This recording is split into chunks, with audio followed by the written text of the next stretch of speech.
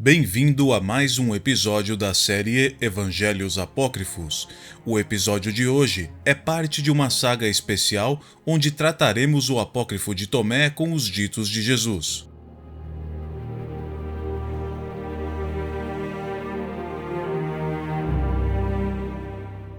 Como já explicado na introdução do episódio anterior, este evangelho não traz uma biografia ou narrativa de parte ou de toda a vida de Cristo, mas sim uma coletânea de ditos de Cristo.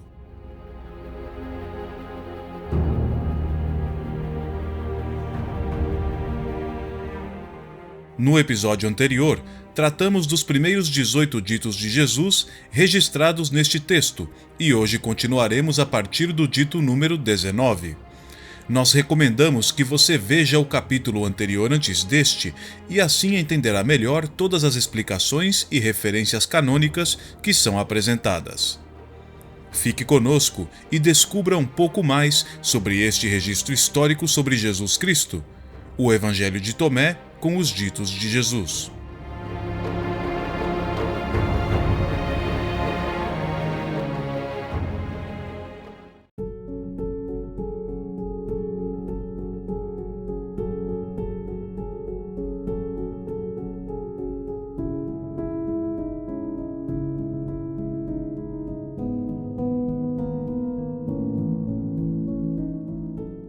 A palavra apócrifo tem sua origem no termo grego apócrifos, que significa oculto ou escondido. Na história do cristianismo, este termo é utilizado para identificar as obras religiosas que não foram reconhecidas como autênticas. Essa falta de autenticidade pode ser atribuída a diversos fatores, como autoria questionada, conteúdo inadequado ou até mesmo a presença de heresias.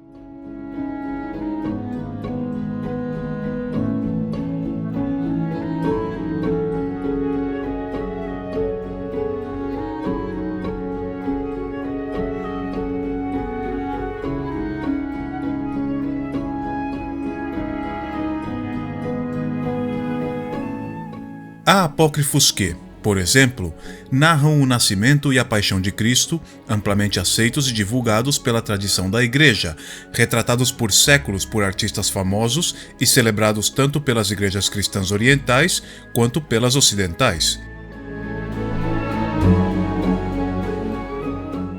É nesses textos que encontramos relatos sobre personagens importantes, como Santa Ana e São Joaquim, pais de Maria, a história de José, o carpinteiro, a descida de Cristo à mansão dos mortos e o nascimento de Jesus em uma gruta, episódios frequentemente representados nas artes e nos presépios em todo o mundo.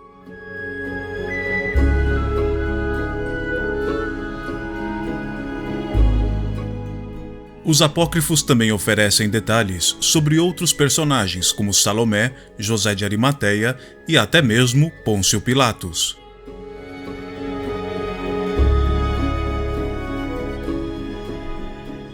Entre essas tradições, celebradas até os dias de hoje, encontramos textos proibidos e não preservados pela Igreja, considerados heréticos, como os apócrifos de teor gnóstico, utilizados por diversas seitas heréticas nos primeiros séculos da era cristã. Muitos destes textos foram preservados ao longo do tempo, mas outros se perderam. O que temos hoje são fragmentos ou citações feitas por teólogos da Igreja primitiva, além de descobertas arqueológicas realizadas nos séculos XIX e XX, em contextos muitas vezes repletos de controvérsia e disputas de interesse.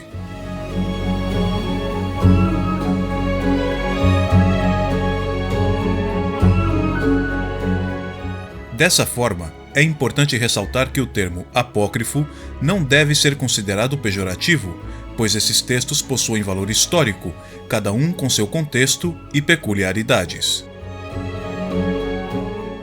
Esta série tem como objetivo apresentar e desmistificar, na medida do possível, esses textos. Destina-se tanto aos que creem quanto aos que não creem, buscando promover um diálogo entre a fé e a razão, entre diferentes crenças, etnias e culturas. Atualmente, esses textos podem ser encontrados em livrarias, em edições traduzidas e comentadas por estudiosos, ou gratuitamente na internet. Seja bem-vindo a descobrir conosco essas histórias fascinantes que nos ajudarão a compreender o passado e, assim, lançar luz sobre o presente.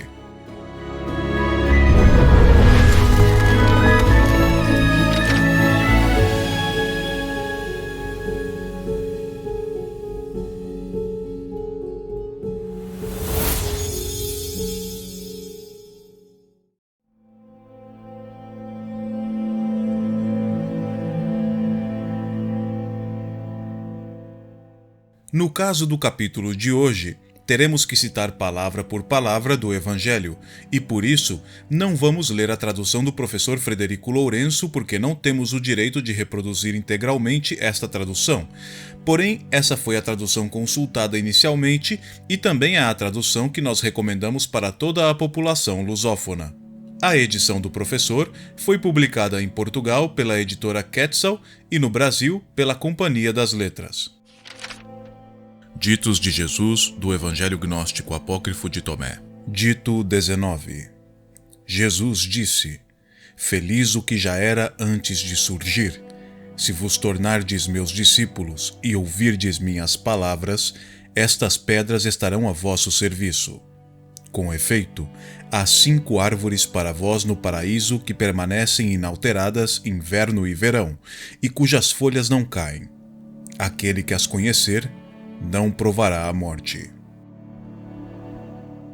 Neste dito temos, uma vez mais, as palavras de Cristo devolvendo aos discípulos a sua natureza espiritual, antes da matéria, no paraíso. As árvores que não sofrem alterações conforme as estações do ano parecem indicar a pureza e estabilidade de nossa original concepção espiritual divina, antes da intervenção da matéria, que nos leva a pecar. E não falo apenas daqueles famosos pecados da carne que nos colocam uma culpa individual, que nos responsabilizam, mas sim da matéria que, tal qual a árvore, sofre os efeitos da natureza. Nossos instintos animais, quase sempre, são os responsáveis por conduzir-nos ao pecado, através da necessidade de sobrevivência em uma natureza tão hostil. Não nos esqueçamos de que a ideia de um paraíso no princípio dos tempos, retratado no Gênesis, pode ser considerado justamente como uma resposta a este questionamento.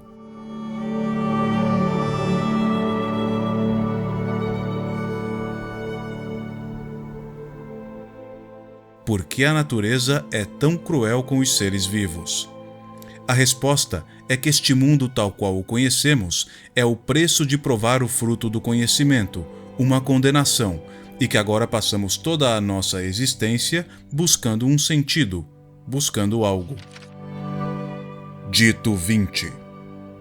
Os discípulos disseram a Jesus: Dize-nos, a que se assemelha o reino do céu? Ele lhes disse: Ele se assemelha a uma semente de mostarda, a menor de todas as sementes.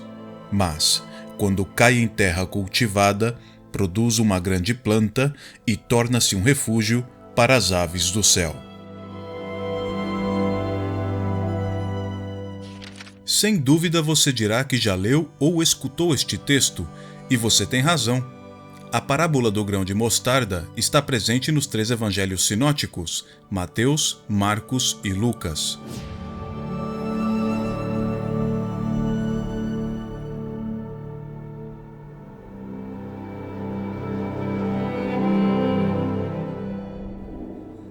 Em seguida, propôs-lhes outra parábola. O reino dos céus é comparado a um grão de mostarda que um homem toma e semeia em seu campo. É esta a menor de todas as sementes, mas, quando cresce, torna-se um arbusto maior que todas as hortaliças, de sorte que os pássaros vêm aninhar-se em seus ramos. Mateus capítulo 13, versículos 31 ao 32.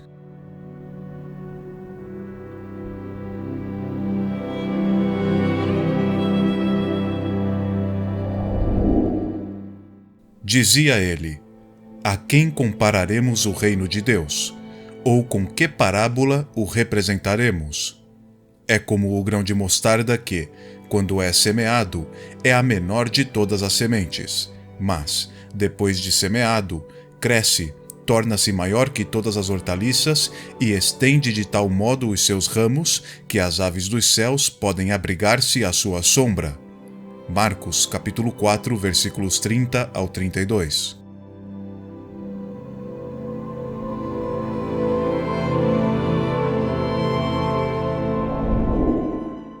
Jesus dizia ainda: Aqui é semelhante o reino de Deus, e aqui o compararei. É semelhante ao grão de mostarda que um homem tomou e semeou na sua horta, e que cresceu até se fazer uma grande planta, e as aves do céu vieram fazer ninhos nos seus ramos. Lucas capítulo 13, versículos 18 e 19. Será que este texto de Tomé é efetivamente ou uma das fontes que os autores dos demais evangelhos usaram para compor os canônicos, em especial os sinóticos? É verdade que não necessitamos falar tanto deste texto que é amplamente difundido e citado no meio cristão, mas você já parou para pensar que Jesus se refere ao reino de Deus, o Evangelho, como sendo pequeno como uma semente de mostarda e que, semeado, se torna refúgio para as criaturas de Deus? Observe que o Evangelho é, apesar de profundo, simples. Não é muito difícil de entender. A mensagem de Cristo já nasce conosco. Ler o Evangelho e encontrar-se com Cristo é como encontrar-nos com nós mesmos, com aquele eu que existe e que às vezes temos que deixar aí guardado porque estamos demasiado ocupados com os problemas da matéria, os problemas deste mundo.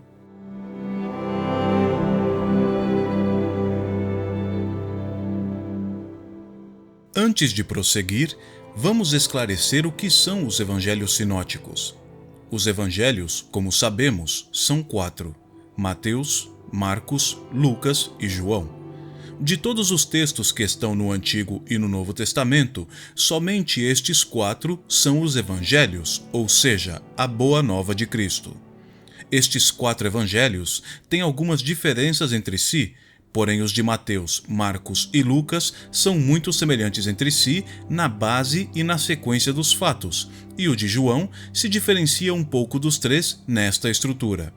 Assim que, para referir-se a estes 3 evangelhos, que são muito parecidos entre si, nós chamamos sinóticos os evangelhos de Mateus, Marcos e Lucas.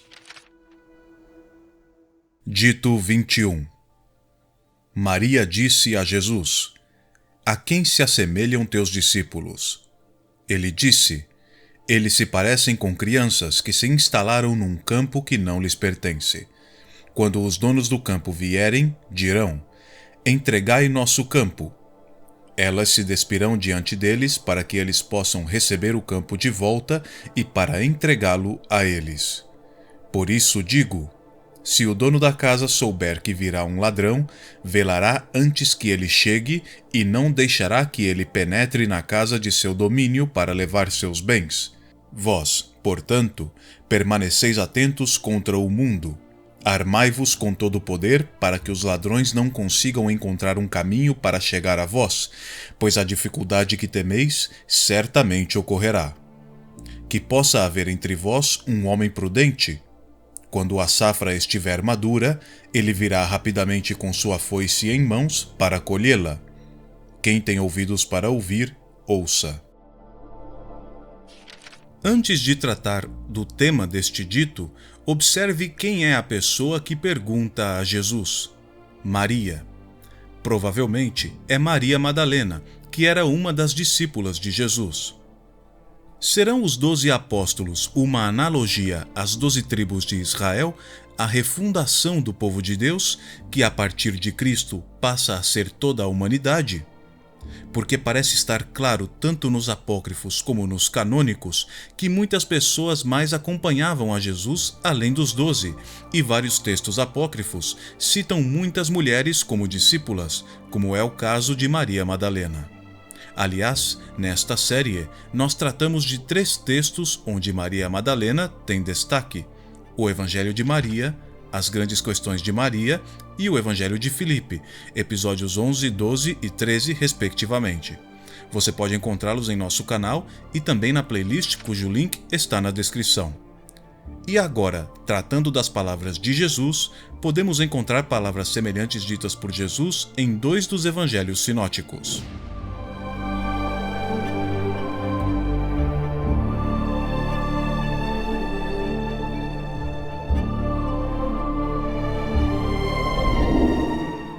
Sabei que se o pai de família soubesse em que hora da noite viria o ladrão, vigiaria e não deixaria arrombar sua casa.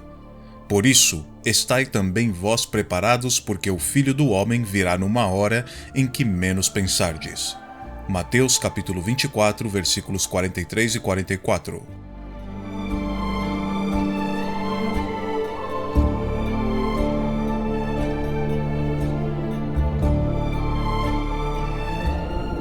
Sabei, porém, isto: se o Senhor soubesse a que hora viria o ladrão, vigiaria sem dúvida e não deixaria forçar a sua casa. Estai, pois, preparados, porque a hora em que não pensais, virá o Filho do Homem. Lucas capítulo 12, versículos 39 e 40. É possível que você já tenha escutado algum líder religioso colocando este texto como uma referência ao fim dos tempos, aquele em que Jesus voltaria de surpresa, sem avisar, e que por isso nós deveríamos vigiar e orar sempre.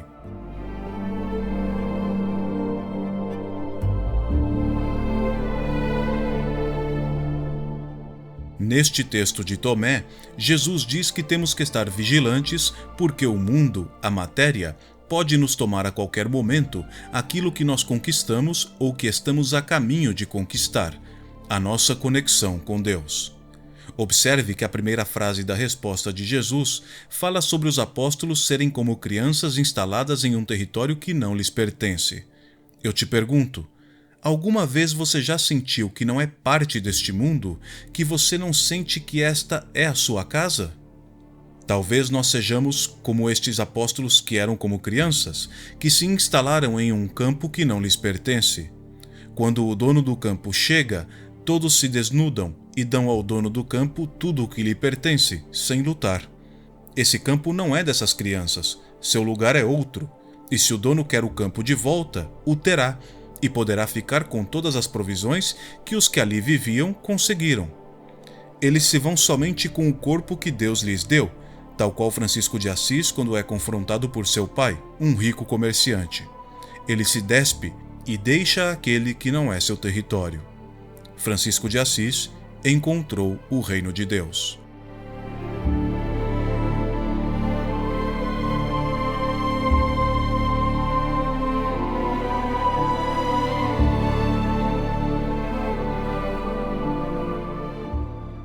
Aqui no texto de Tomé, não é Jesus que virá e surpreenderá o fiel, mas sim o mundo, e o fiel tem que estar disposto a dar a César o que é de César, como no Evangelho de Mateus.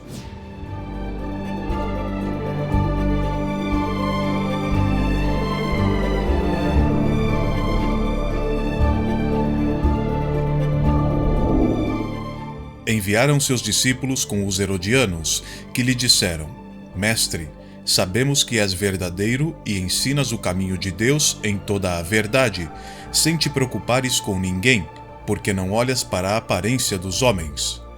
Dize-nos, pois, o que te parece? É permitido ou não pagar o imposto a César? Jesus, percebendo a sua malícia, respondeu: Por que me tentais, hipócritas? Mostrai-me a moeda com que se paga o imposto. Apresentaram-lhe um denário. Perguntou Jesus: De quem é esta imagem e esta inscrição? De César, responderam-lhe. Disse-lhes então Jesus: Dai, pois, a César o que é de César e a Deus o que é de Deus. Mateus capítulo 22, versículos 16 ao 21. Se conseguirmos ter a felicidade, o privilégio de encontrar a Cristo, devemos seguir o exemplo de Francisco de Assis e também do mercador com a pérola. Deixar ao mundo o que é do mundo e buscar a pérola, o tesouro que é o reino de Deus, sem pestanejar. O texto de Tomé compara o reino de Deus a uma colheita que deve ser colhida rapidamente, quando chegar ao período da maturação, porque a natureza pode fazer o seu trabalho e colocar tudo a perder muito rapidamente. Dito 22. Jesus viu crianças sendo amamentadas. Ele disse aos seus discípulos: esses pequeninos que mamam são como aqueles que entram no reino. Eles lhe disseram: nós também, como crianças, entraremos no reino? Jesus lhes disse: quando fizerdes do 2 um, e quando fizerdes o interior como o exterior como o interior, o acima como o embaixo, e quando fizerdes do macho e da fêmea uma só coisa, de forma que o macho não seja mais macho, nem a fêmea seja mais fêmea, e quando formardes olhos em lugar de um olho, uma mão em lugar de uma mão, um pé em lugar de um pé, e uma imagem em lugar de uma imagem, então entrareis no reino. Você que está acompanhando a série, talvez se lembre que este dito foi citado e explicado no episódio 14. Ali comentamos que, com este dito, Jesus parece dizer que a pessoa precisa despojar de tudo o que é, de tudo o que acredita ser correto e natural, de tudo o que pensa que o mundo é, de tudo o que pensa que sabe, para então entender o reino de Deus e seu projeto. Ao entendê-lo, entende o que é ser humano. A existência já não se resume em ser homem, mulher, criança, idoso, de uma dita nacionalidade, etnia, credo ou o que seja. É tudo numa só comunhão com a Irmandade, que é toda a humanidade. É ter a mente e o corpo livres, como uma criança. E uma das referências que usamos não foi dos evangelhos, mas sim de uma epístola de Paulo.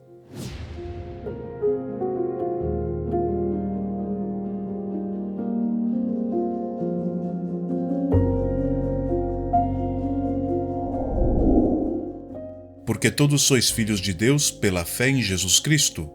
Todos vós que fostes batizados em Cristo, vos revestistes de Cristo. Já não há judeu nem grego, nem escravo nem livre, nem homem nem mulher, pois todos vós sois um em Cristo Jesus. Ora, se sois de Cristo, então sois verdadeiramente a descendência de Abraão, herdeiros segundo a promessa. Gálatas capítulo 3, versículos 26 ao 29. Se somos de Cristo, nós não somos de uma nação, de uma etnia, de um gênero, ou de um grupo, ou mesmo um indivíduo. Nós somos um só corpo em Cristo Jesus. Dito 23. Jesus disse: escolherei dentre vós um entre 1000 e 2 entre 10.000, e eles permanecerão como um só. Muitos podem argumentar, com razão, que este dito soa elitista tal qual o gnosticismo herético purista que existiu e continua existindo, mas devemos observar que esse dito elitismo tem uma referência canônica em Mateus capítulo 22, versículo 14. Porque muitos são os chamados e poucos os escolhidos. Porém, observe que o dito registrado por Tomé termina com Jesus dizendo que os escolhidos permanecerão como um só, e isso completa o que falamos anteriormente sobre a unidade que somos todos os que vivemos em Cristo Jesus, que é o que está por cima de tudo o que nos identifica, que Cristo passa a ser o único rótulo que nos pode ser dado, transformando a nossa maneira de viver e de lidar com o mundo que nos rodeia. E não entenda isso como um convite purista de afastar-se do mundo, das pessoas que ainda não encontraram a Cristo, pois é justamente o contrário. É estar preparado para enfrentar o mundo, a natureza injusta e cruel, para cuidarmos dos irmãos que ainda não encontraram a vida eterna, para que estes também se unam ao banquete de Cristo. Dito 24. Seus discípulos disseram-lhe: mostra-nos o lugar onde estás, pois precisamos procurá-lo. Ele disse: aquele que tem ouvidos, ouça. Há luz no interior do homem de luz e ele ilumina o mundo inteiro. Se ele não brilha, ele é escuridão. A pergunta dos discípulos é intrigante porque, se a entendemos de maneira literal, a conclusão é de que Jesus está em algum lugar que não é o mesmo dos apóstolos, mas, ainda assim, consegue comunicar-se com eles, seja por carta ou de alguma maneira milagrosa. Porém, considerando o contexto desta redação, é mais provável que estejam falando do lugar onde Cristo está espiritualmente, de como ele chegou ao reino de Deus, como conseguiu a vida eterna. E observo isso sem questionar o consenso cristão da divindade de Jesus, mas sim lembrando que, pelas narrativas dos evangelhos canônicos, os discípulos só passaram a crer na ressurreição e na divindade de Cristo ao ver o túmulo vazio, ou seja, ao ver o cumprimento das profecias do próprio Cristo. A resposta de Jesus à pergunta lembra duas passagens dos evangelhos sinóticos.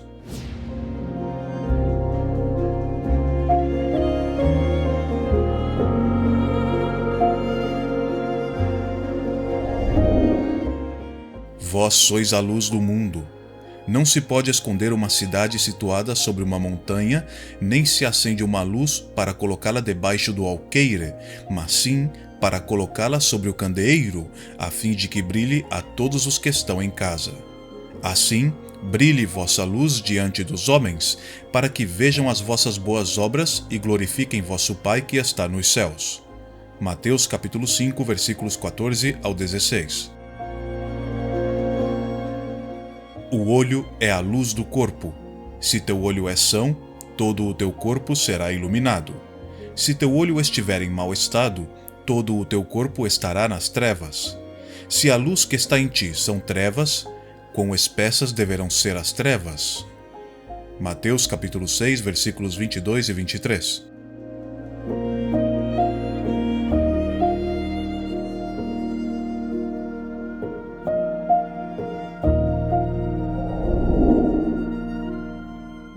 O olho é a lâmpada do corpo. Se teu olho é são, todo o corpo será bem iluminado. Se, porém, estiver em mau estado, o teu corpo estará em trevas.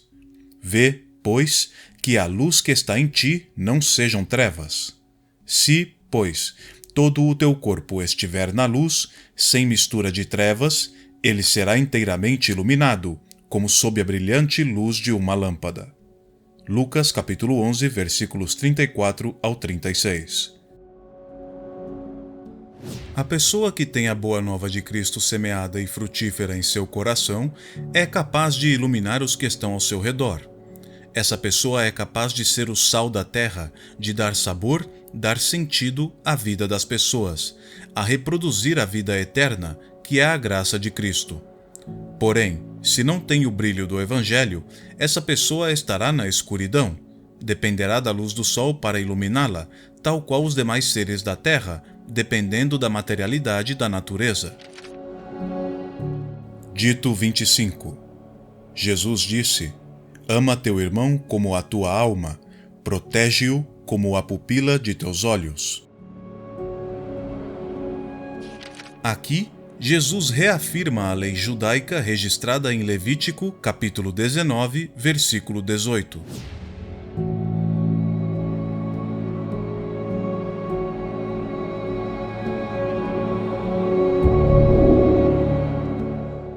Não te vingarás, não guardarás rancor contra os filhos do teu povo, amarás o teu próximo como a ti mesmo, eu sou o Senhor. E como bem sabemos, este tema é dos centrais do Evangelho de Cristo, que resumiu todas as leis e códigos em 2 mandamentos: amar a Deus sobre todas as coisas e amar ao próximo como a ti mesmo. No texto de Tomé, Jesus diz para amar ao próximo como amamos a nossa alma, como amamos aquela que é antes que nós fôssemos, a nossa alma que existe antes da nossa carne. O texto sempre deixa bastante clara a questão espiritual acima da física, facilitando o entendimento não apenas do próprio texto, mas também ajudando a compreender os canônicos, que muitas vezes foram e continuam sendo instrumentalizados como se fossem um conjunto de regras morais. Dito 26. Jesus disse: tu vês o cisco no olho de teu irmão, mas não vês a trave em teu próprio olho. Quando retirares a trave de teu olho, então verás claramente e poderás retirar o cisco do olho de teu irmão. Este dito é quase que exatamente o que está registrado em Mateus capítulo 7, versículos 1 ao 5.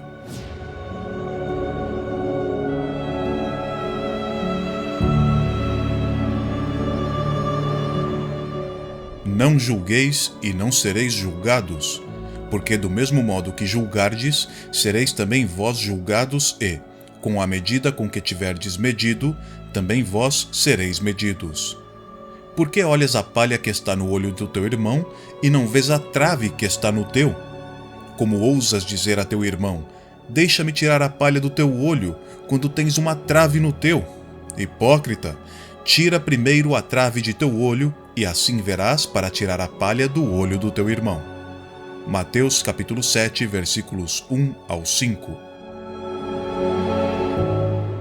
Em Mateus, o autor vai além do ensinamento e contextualiza o ensinamento com as palavras de Cristo, o que deixa tudo muito claro. Não julgueis e não sereis julgados. E nos deixa estas palavras maravilhosas de Cristo, que estão presentes, ademais dos textos de Tomé e Mateus, também no Evangelho de Lucas.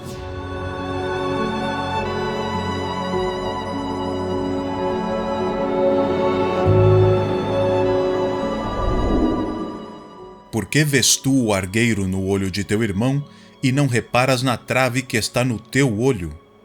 Ou como podes dizer a teu irmão, deixa-me, irmão, tirar do teu olho o argueiro, quando tu não vês a trave no teu olho?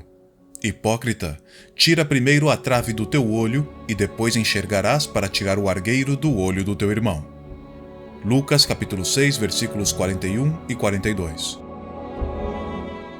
Quem nunca se encontrou nesta situação? É muito difícil não julgar o próximo, seja em palavras ditas pela boca ou simplesmente palavras guardadas em nosso coração. Muitas vezes, pensamos que se guardamos esse julgamento em nossos maus pensamentos, o problema deixa de existir, mas o coração tem uma armadilha que Jesus também nos ensinou a escapar.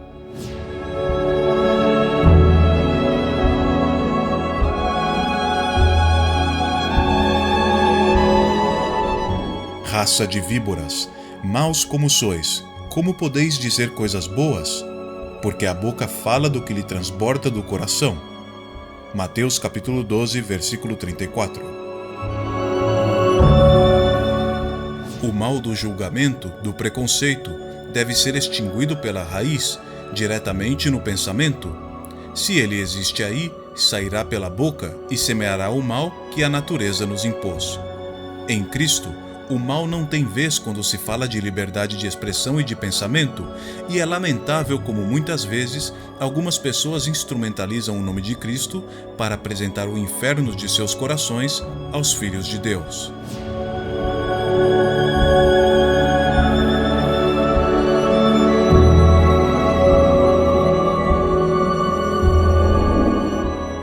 Ai de vós, escribas e fariseus hipócritas!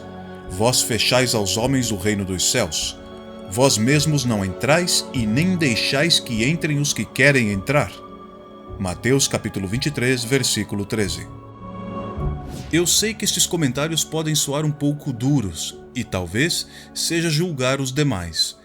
Porém, não estamos apontando este ou aquele, mas sim falando das atitudes que alguns têm com relação ao Evangelho de Cristo, e estes alguns podemos ser nós, às vezes. Dito 27. Jesus disse: Se não jejuardes com relação ao mundo, não encontrareis o reino. Se não observardes o sábado como um sábado, não vereis o Pai. Mais que aquele jejum de comida onde tratamos um pequeno sofrimento como penitência, como abster-se de um prazer ou necessidade por um curto período de tempo, pudesse redimir nossos equívocos. O jejum que somos convidados a participar aqui é o jejum da matéria, aqui dito como o mundo, para então viver no reino de Deus, em presença e plenitude com Deus. De que servem nossas penitências e louvores se, com eles, não vem o verdadeiro arrependimento que gera a mudança?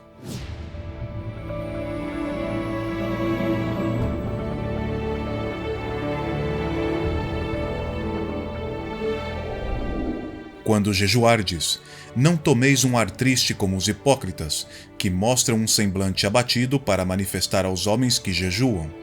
Em verdade eu vos digo, já receberam sua recompensa. Quando jejuares, perfuma a tua cabeça e lava o teu rosto. Assim, não parecerá aos homens que jejuas, mas somente ao teu Pai que está presente ao oculto. E teu Pai, que vê num lugar oculto, te recompensará.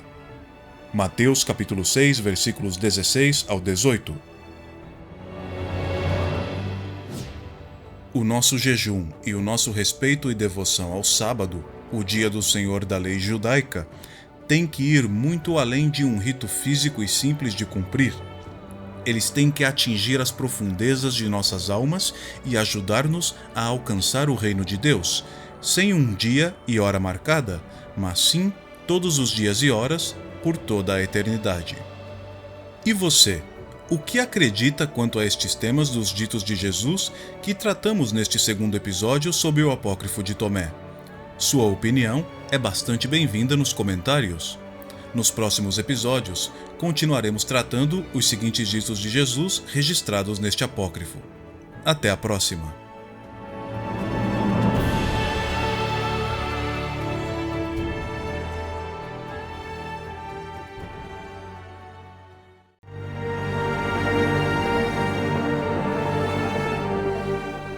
Nossa intenção com este trabalho não é criar uma polêmica em torno dos textos apócrifos, afinal, seria uma controvérsia sem razão de existir. Esses textos não apresentam nada de novo ao cristianismo, mas, pelo contrário, trazem histórias sobre outros personagens, tradições da Igreja e também um registro histórico das manipulações que o Evangelho de Cristo sofreu ao longo dos seus 2000 anos de história.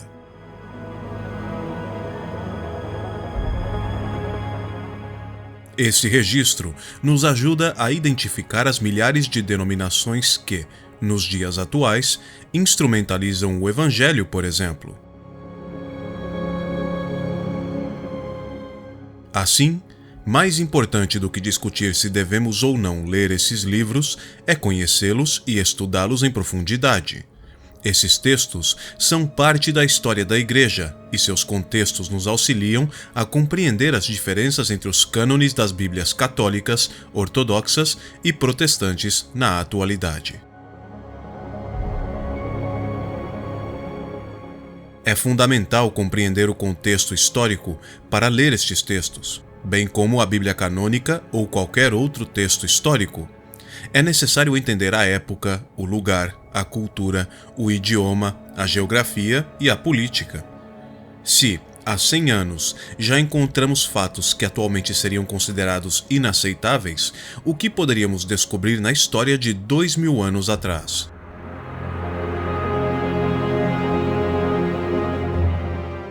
Esta série trata dos evangelhos apócrifos, ou seja, textos que falam da vida e obra de Cristo, assim como os 4 evangelhos canônicos. Esses evangelhos, sejam canônicos ou apócrifos, compartilham algo em comum. Nenhum deles é atribuído diretamente ao próprio Cristo, mas sim a algum autor próximo a ele ou a um de seus apóstolos.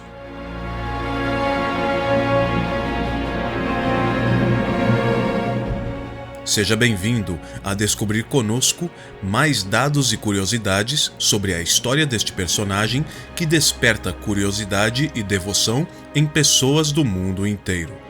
Jesus Cristo é, sem dúvidas, o maior personagem histórico da humanidade.